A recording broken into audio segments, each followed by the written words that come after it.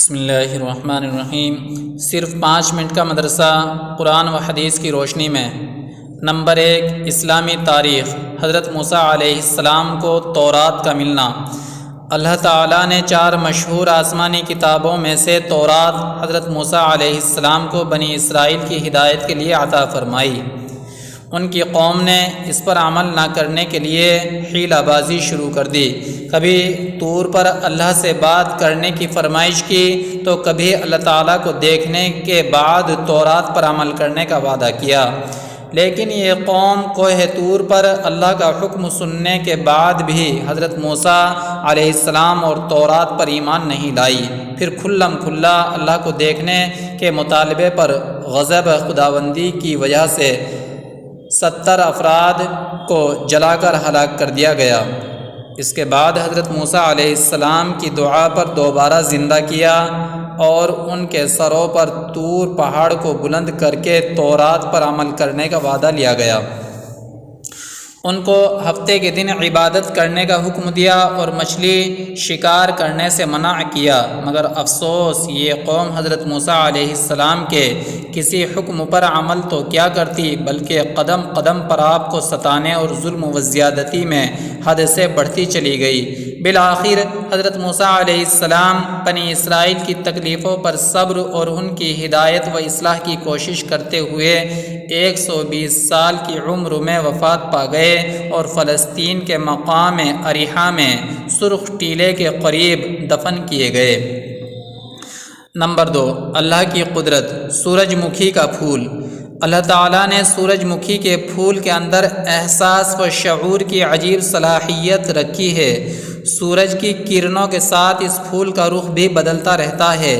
جب صبح کے وقت سورج نکلتا ہے تو اس کا رخ مشرق کی طرف ہوتا ہے اور دوپہر کے وقت اس کا رخ سیدھا آسمان کی طرف ہو جاتا ہے، یہاں تک کہ سورج غروب ہونے کے وقت بالکل مغرب کی طرف گھوم جاتا ہے۔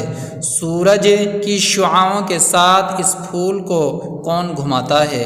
بے شک اللہ تعالیٰ نے اپنی قدرت ہی سے اس نرم و نازک پھول کے اندر سورج کی گردش کے ساتھ اپنا رخ بدلنے کی صلاحیت پیدا فرمائی ہے۔ نمبر 3، ایک فرض کے بارے میں چند باتوں پر ایمان لانا۔ رسول اللہ صلی اللہ علیہ وسلم نے فرمایا، جب تک کوئی بندہ ان 4 باتوں پر ایمان نہ لائے مومن نہیں ہو سکتا۔ اس بات کی گواہی دے کہ اللہ کے علاوہ کوئی عبادت کے لائق نہیں۔ دوسرے، اس کی بھی گواہی دے کہ میں اللہ کا رسول ہوں، اس نے مجھے حق کے ساتھ بھیجا ہے۔ تیسرے، مرنے اور پھر دوبارہ زندہ ہونے کا یقین رکھے۔ چوتھے، تقدیر پر ایمان لائے۔ نمبر 4، ایک سنت کے بارے میں دونوں ہاتھوں سے سر کا مسح کرنا۔ حضرت عبداللہ بن زید رضی اللہ عنہ بیان کرتے ہیں کہ رسول اللہ صلی اللہ علیہ وسلم نے دونوں ہاتھوں سے سر کا مسح فرمایا۔ نمبر 5، ایک اہم عمل کی فضیلت، شہادت کی موت مانگنا۔ رسول اللہ صلی اللہ علیہ وسلم نے فرمایا، جو شخص سچی طلب کے ساتھ اللہ تعالیٰ سے شہادت کی موت مانگتا ہے تو اللہ تعالیٰ اسے شہداء کے درجے تک پہنچا دیتا ہے، چاہے وہ اپنے بستر ہی پر مرا ہو۔ نمبر 6، ایک گناہ کے بارے میں کسی اجنبی عورت سے مصافحہ کرنا۔ رسول اللہ صلی اللہ علیہ وسلم نے فرمایا، جس نے اجنبیہ عورت سے مصافحہ کیا تو قیامت کے دن وہ اس حالت میں آئے گا کہ اس کے دونوں ہاتھ اس کی گردن سے جکڑے ہوئے ہوں گے اور پھر اس کے حق میں جہنم کا فیصلہ ہوگا، اور اگر اس سے ناجائز بات چیت کی ہے تو قیامت کے دن بعد کے ہر جملے کے بدلے میں اس کو 1000 سال جہنم میں قید کیا جائے گا۔ نمبر 7، دنیا کے بارے میں دنیا کی عمارتیں۔ رسول اللہ صلی اللہ علیہ وسلم ایک مرتبہ ایک گنبد والی عمارت کے پاس سے گزرے تو فرمایا، یہ کس نے بنایا ہے؟ لوگوں نے بتایا کہ فلاں شخص نے۔ تو فرمایا، قیامت کے دن مسجد کے علاوہ ہر عمارت صاحب عمارت کے لیے وبال ہوگی۔ نمبر 8، آخرت کے بارے میں نیک لوگ جنت میں رہیں گے۔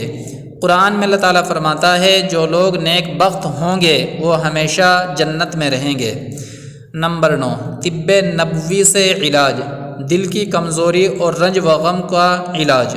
حضرت عائشہ رضی اللہ عنہ فرماتی ہیں کہ رسول اللہ صلی اللہ علیہ وسلم کے گھر والوں میں سے جب کسی کو بخار آتا تو آپ صلی اللہ علیہ وسلم حریرہ استعمال کرنے کا حکم دیتے اور فرماتے یہ رنجیدہ آدمی کے دل کو قوت دیتا ہے اور بیمار کے دل سے رنج و غم کو اس طرح دور کرتا ہے جس طرح تم پانی سے اپنے چہرے کے میل کچیل کو دور کرتے ہو۔ فائدہ: جوں کے آٹے کو بھون کر اس میں گھی، میوے اور شکر ڈال کر پکایا جاتا ہے جس کو حریرہ کہتے ہیں۔ نمبر 10، قرآن کی نصیحت۔ قرآن میں اللہ تعالیٰ فرماتا ہے مجھ کو تم نعمتوں پر یاد کرو، میں تم کو یاد رکھوں گا، اور میرے احسانات کا شکریہ ادا کرتے رہو اور میری ناشکری نہ کرو۔